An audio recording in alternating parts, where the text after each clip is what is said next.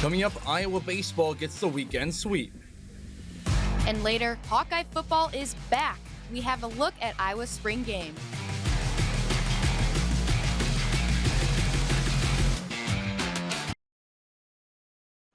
Well, hello everyone and welcome to DITV Sports in the Zone. I'm Colin Carruthers. And I'm Elise Ginn. We'll take a look at everything going on in Hawkeye sports. Well, let's just first go ahead and start with Iowa baseball. They had an historic weekend as they won their 8th consecutive Big Ten series. I'll start in game 1 with Cade Obermuller on the bump. He did have a slower start to this game, but he had the defense behind him. Blake Guerin, the first baseman for Iowa, diving towards the bag at first base, helping out a lot of defensive plays there, but that would pay off later with a solo home run from Daniel Rogers, tying this game at 1 apiece, and that would be all the offense Iowa would get till a little bit later. And to help that out, Brent Hogue came into relief and pushed this one to extra innings, and with runners on the corners, Blake Guerin lays down the bunt in walk-off fashion. Iowa runs away with Game 1, a 2-1 victory. In Game 2, Jackson Frost gets the Hawkeyes on board early, a 2-run bomb to left field, an overall great offensive performance from the Hawkeyes. But the defense, they had to get in on the fun, right back up the middle, of ground ball to Aaron Savory to turn the double play to get that out right there. And then back to the offense, Ben Wilmus sends fans home early, a grand slam to solidify the run rule. Iowa winning like a softball game, 13-2 in 7 innings, their best start to Big Ten play since 1990. Well, let's keep up that offense that rolled into Sunday's action. They're already on the board 1-0, and Andy Nelson had to pour on a little bit more with a 2-run home run, making it 3-0. There was a home run earlier in the 6th inning, and then Gable Mitchell, a 3-run home run to make it 10-0 and end this one again in run rule fashion as Iowa completed the sweep. And on the other diamond, Game 1 against the Spartans. Top of the 3rd, Desiree Rivera pounds one to the wall, just missing out on a jog around the bases by inches, but gets the go-ahead double, getting things started for the Hawks. And then top of the 4th, Hannah Lindsay going way back and way over for a 2-run homer, her 5th of the season, putting Iowa up 3-1 the final score. Well, then in Game 2, things weren't as fun for Iowa. Talia Trenton had an RBI single there to tie the game at 1-1. They brought in that runner from second base, and then defense still doing great as Avery Jackson, the third baseman, crashes in and churns through, gets it in the air, and picks off the runner off first. But Iowa still falling behind. They did get another run here, getting the lead at one point, but would still lose in Game 2.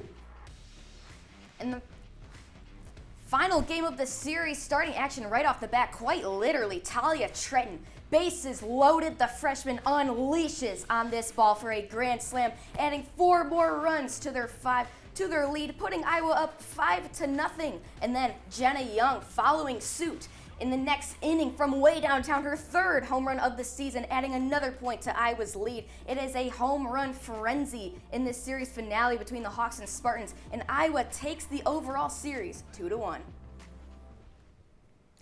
Well, Colin, a lot going on in the Diamond Sports. I know, it just seemed like all of that was almost a softball game, like you mentioned. A lot of seven-inning competitions over the weekend. Well, we'll see how they're doing in the standings, and I'm actually going to head over to Joel Keller live in our studio to tell us more. Thank you, Elise. And the Hawkeyes making some noise in the Big Ten in baseball. We see them still at the top. No one really expected this coming into the year, but here they are, 2.5 games ahead of UCLA and Indiana, who just got swept by Iowa, dropping down to 9, getting closer to that border of missing the Big Ten tournament. But for softball, Iowa's looking really good. They're finally getting up into near the top where they might be able to play for a bye coming up in the next couple of weeks if they can string together a couple of wins, maybe get a series sweep, and they'd be looking good. Well, thank you, Joel. That is all we need to know for the Big Ten standings. But now back to the spring sports. We're going to head back to the front over here with Mr. Colin Carruthers and see what's going on. Yeah, I mean, it's already cool because the fall sports, I mean, they're so far away, but they already have to be putting in so much work at this point to be ready for when we see them in the fall. But here in Iowa City, the football team is recapturing headlines as they held their spring practice over the weekend. DITV's Ryan Paris was there with what Hawkeye fans can look forward to next season. I'm here at Kinnick Stadium where the spring football practice gives Hawkeye fans a look at the future in the middle of a long offseason. The Iowa football team has weathered plenty of change since the end of last season. This includes the departure of many defensive starters, a remade QB room, and action in the transfer portal, creating plenty of spots on the roster for new stars to emerge. And then just making plays at the end of the day is what's really going to separate us this coming fall. Just being a dynamic group across the board, from the first guy to the last guy. Before the practice officially began, players got to work with position-focused warm-ups on the field. And once things got up and running, the offense worked on routes and plays while the defense ran one-on-ones. Eventually, the two sides of the ball met to run through game situations, giving fans a chance to see what the new faces could do in realistic scenarios. You really grow close to those guys because it's hard, it's a grind. And to go through that with guys, I think that's when you grow more as, a leader, a teammate, all these things. While the Hawkeyes struggled during the 2-minute drills, there were plenty of moments to get excited about. Auburn transfer quarterback Hank Brown showed off his mobility and arm talent, scoring multiple touchdowns for the Hawks on the day. But there's still a long way to go until August 30th when the Hawks open the season against Albany. And as we stand here right now, you can ask about starters and all that, but there are going to be a lot of things that are going to be decided, I think, in August and then maybe even into the season, which is not a bad thing. At the spring practice, the Hawkeyes tried out numerous different looks on both offense and defense as they try to make the jump in the right direction. From Kinnick Stadium, Ryan Paris, DITV.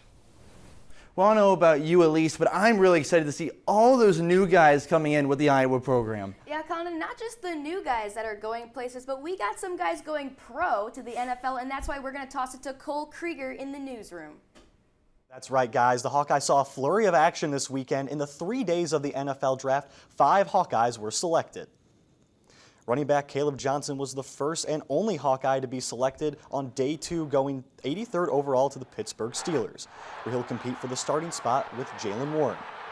The Steelers tapped into the Hawkeye pool once again on day 3, taking defensive tackle Y.A. Black in the 5th round. In the 7th round, Hawks began to fly off the board. Offensive lineman Mason Richmond went to the Seahawks with the 234th pick before fellow lineman Connor Colby went at 249 to the 49ers. To round things out, tight end Luke Lachey was drafted at pick 255 to the Texans, just 3 picks before the end of the NFL draft. A couple of Hawks that slipped out of the draft will find their way onto NFL rosters as well. Linebacker Jay Higgins signed with the Baltimore Ravens, and lawn snapper Luke Elkin joins former Hawkeyes Torrey Taylor in the Bears special teams room. Defensive back Jamari Harris signed with the Tennessee Titans, and the Pittsburgh Steelers added yet another Hawkeye with Sebastian Castro. Linebacker Nick Jackson accepted a camp invite to the New York Giants as well. More Hawkeyes are expected to sign within the coming days, but for now, I'll send it back to Colin and Elise in the studio. Well, thanks, Cole, but Elise, I have to say, as a Bengals fan myself, I'm not too happy with the Steelers adding 3 Hawkeye prospects. Yeah, Colin, as a Dolphins fan, we didn't really have a great draft overall, but fins up, baby. That's all you can do. Well, maybe some C grades there, but what was A grade? This past weekend's top 5 plays from In the Zone. And we'll start with number 5. Let's go ahead and look at that spring open practice. This wide receiver, Dayton Howard, getting over the defender there and towing the sideline. I would say that's a moss over his guy in the spring practice. And number 4, Iowa baseball versus Indiana, game 1. Grounder to first baseman Blake Guerin. It is a foot race to the bag, but Guerin beats him out, laying out for that play. We'll take a look at it one more time here in a second. Look at him go, that big guy taking it himself for the out, keeping the score 1-0, Indiana in the lead. Well, now at number 3, Iowa softball in game 3 against the Michigan State Spartans. This one, a blast to deep left field and off the foul pole. A grand slam for the freshman standout Talia Tritton, and would help Iowa win 6-4 in this contest. And number 2, again, Iowa baseball versus Indiana. This time it's Ben Wilmus going yard for a grand slam, his 6th homer of the season. Again, another softball game ending in 7 innings. Iowa wins 13-2. Well, let's rewind one more game. Back to game 1 between Iowa and Indiana for our number 1 play on In the Zone. It's Blake Guerin again, squaring around for the sacrifice in extra innings and bring the runner home from third. Iowa winning in a walk-off fashion. The big guy throws it down on the right side, and Iowa won game 1 of the series. Well, some really cool stuff there, but you know what else was going on this weekend? Iowa competed in the Drake Relays this weekend, where the women won the Drake Relays Cup. And it was just the second time in program history the squad was able to return to Iowa City with such an award. Yeah, this came in huge. Part to first place finishes in the women's sprint medley, the women's 4x400 meter relay. Iowa men's golf was in Maryland for the Big Ten Championships, where they attempted to salvage a tough performance after finishing in last place after round 1 and 2 and would move up to 14th after round 3. They shot 13 over par yesterday, which was the 4th best score of the day. The Hawks were also led by Max Chow, who shot 1 over par.